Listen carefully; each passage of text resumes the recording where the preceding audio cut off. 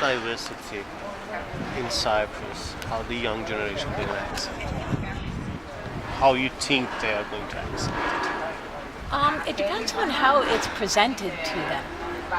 Um, I think that in schools, and this is just what I think, I'm not sure, but I think in schools, um, kids are really taught to appreciate and love tradition.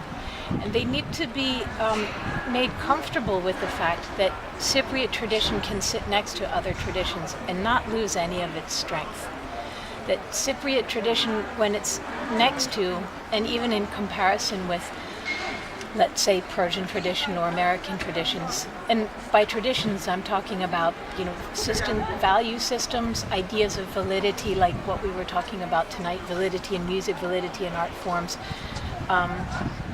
They need to be made to feel comfortable that these comparisons, putting some difference next to each other, actually highlights, it essentializes tradition. In other words, by essentializing, I mean it's a sociological term, which means that things become more strong. They become so.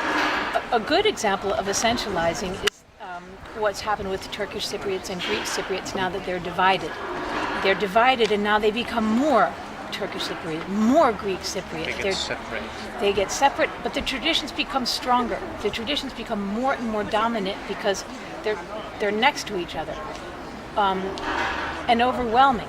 And at the same time, before, when they were mixed as a community, the Cypriot traditions were clearer. There was an understanding of what was shared, but equally and also very importantly, what was not shared was also very clear and celebrated.